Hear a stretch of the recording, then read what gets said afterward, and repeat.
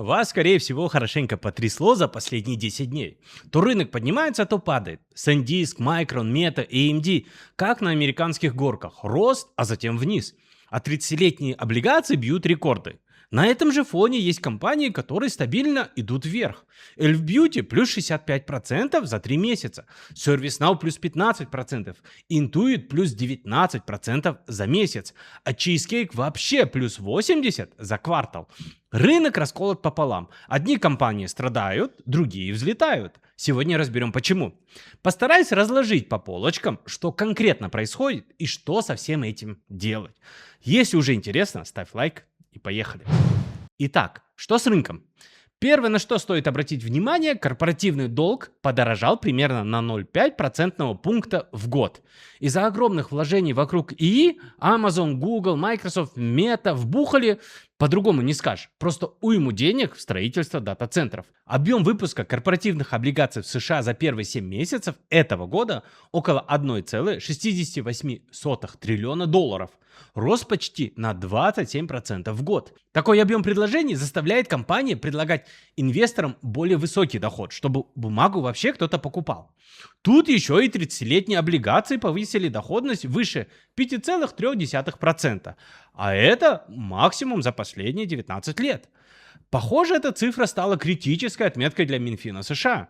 На этой неделе они объявили, что будут резко скупать длинные облигации, чтобы сбить доходность. Только вот свободных денег у них нет. Будут занимать через короткие облигации, а на них выкупать длинные. По сути, тоже рефинансирование обычного кредита. Временно полегчает, но долг никуда не денется. Получается, компании и государства стоят в одной очереди за деньгами, а их нужно много и сразу. Вот и инвесторы требуют доходность повыше. Почему это важно для акций? Когда облигации без риска дают более 5%, дорогие акции с прибылью в будущем становятся куда менее привлекательными. И сильнее всего это бьет как раз по Big Tech и AI-компаниям. Тем, кто торгуется на ожиданиях будущего роста. Даже у Nvidia пятилетние кредитно-дефолтные свопы выросли больше, чем вдвое. С 40 базисных пунктов в конце мая до 80 сейчас. Если по-простому, кредитно-дефолтный своп – это как страховка. Компания может обанкротиться, и вот эта бумага защищает от такого сценария. Чем она дороже, тем больше крупные трейдеры боятся, что дело плохо. У Nvidia своя схема. Она вкладывает в клиентов, а те на эти деньги покупают ее же чипы. И тут стоит вспомнить Майкла Бьюри, героя фильма «Игры на понижение». Перед кризисом 2008-го он одним из первых начал скупать такие свопы на ипотечные бумаги, когда все были уверены, что рынок недвижимости не рухнет. И заработал на этом миллиарды. Я не говорю, что с Nvidia повторится история 2008 года. Но сам факт, что даже такую компанию начинают страховать активнее, сигнал, который игнорировать, думаю, не стоит. У Oracle ситуация куда хуже. Их страховка на случай банкротства подорожала в 5 раз всего за год. Это означает, что предполагаемые риски дефолта Oracle повысились на 16%.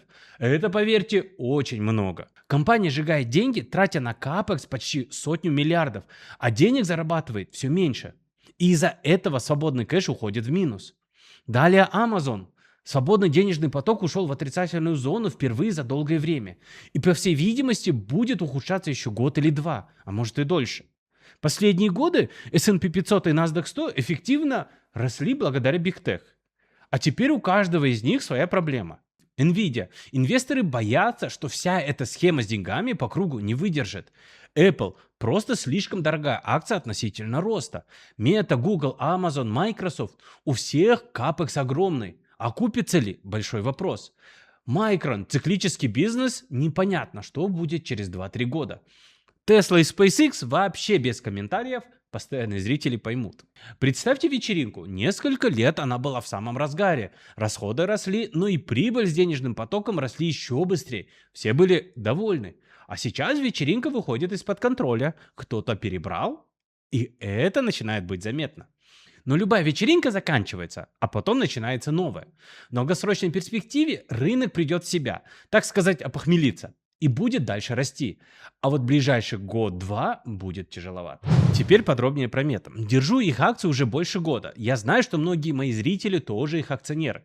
Сегодня хочу разобрать специально для вас. На этой неделе начинается судебный процесс. 29 штатов выступили против Мета, обвиняя компанию в нарушении закона о защите конфиденциальности детей и о том, что она формировала зависимое поведение у подростков. Юристы из СОВ требуют компенсацию до 1,4 триллиона долларов. Цифры колоссальные. Возможен и репутационный удар, и вынужденные изменения алгоритмов. Все это мы с вами уже ощутили на себе. Цены на акцию очень сильно упали. Как мы знаем, капекс Мета огромный. Если Amazon, Google и Microsoft уже показывают результаты от своих ИИ-продуктов, плюс вложились в OpenAI и Anthropic, то на этом фоне вопрос, окупается ли траты Мета, стоит куда острее. Прибыль на акцию за квартал упала более чем на 40%, в годовом исчислении на 13%. Компания, которая раньше стабильно наращивала ИПС, теперь показывает падение. И скорее всего, эта тенденция сохранится и в следующем году. Даже если Мета построит облачный бизнес, он будет расти еще долго и вряд ли будет ощутим на фоне других видов дохода. Свободный денежный поток Мета будет под давлением еще несколько лет. Это уже почти факт при таких-то тратах на капекс. В ближайшее время на фоне всех этих событий роста акций я не жду.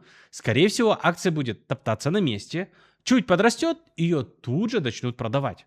Я осознаю, что эти деньги сейчас не приносят дохода, но в перспективе должны окупиться. А вот докупать буду только если цена упадет ниже 350 долларов. Так на что тогда обратить внимание сейчас? Вот акции, которые себя чувствуют неплохо. Давайте коротко и по сути. Netflix. Рост подписчиков, постепенное повышение цен, растущий рекламный бизнес, международная экспансия. Forward PE в районе 20. По мне, недооценен относительно качества бизнеса. Крупные деньги будут искать именно такие понятные истории на фоне сумасшедших капиталовложений у мегакапов. Honest. Небольшая компания с органическим ростом выручки, растущей маржой и чистым балансом. Кэш без долга. Продает товары повседневного спроса, подгузники, салфетки, косметика. Поэтому слабо зависит от общего состояния рынка. Celsius. Акция сильно просела, зато после покупки бренда Alani компания заиграла по-новому. По сути, это уже не один продукт, а целая линейка, которая теснит Monster и Red Bull. Главный шум сейчас вокруг основателя Rockstar, который скупает акции и претендует на пост генерального директора. Потенциальное решение – продажа Rockstar и реинвестирование доходов, ну или обратный выкуп акций. Elf Beauty, интеграция компании Rode прошла успешно. Тарифная турбулентность в целом позади. Акция выросла примерно с 50 долларов в начале июня до 92. Ориентир на конец года 100-120 долларов. Теперь акция, про которую давно не рассказывал, но она тащит мой публичный портфель вверх. The Cheesecake Factory. Акция выросла на 80% за 3 месяца. Это не случайность, а реальные перемены в бизнесе. У Cheesecake на самом деле несколько разных ресторанных концепций под одной крышей. Основной бренд – зрелый, стабильный денежный станок, но он почти не расширяется. North Italia – концепция в активном развитии. Главная причина роста – сеть ресторанов Flower Child. Сейчас у бренда 44 локации, заявленный потенциал до 700 точек по США. Сильная маржа за счет высокой доли заказов на вынос. Главное, в последнем квартале продажи выросли на 13%. И это после уже сильных плюс 5% годом ранее. Такую динамику среди ресторанов раньше показывал только Chipotle, и то, когда была на пике своего роста. Валовая маржа стабильно около 80%. Это после вычета себестоимости продуктов без учета аренды и зарплат. Чистая маржа растет, свободный денежный поток на исторических максимумах, операционный денежный поток рекордный. Оценка выросла, но с учетом устойчивости основного бизнеса и возможности Flower Child, это выглядит вполне справедливо. В итоге, что делать? Стратегия простая. Каждую неделю ищу лучшие возможности. Там, где сплошные вопросы, как сейчас с Nvidia, Oracle, отчасти с Meta, я не тороплюсь. А там, где вижу понятную, недооцененную историю, это прям мое.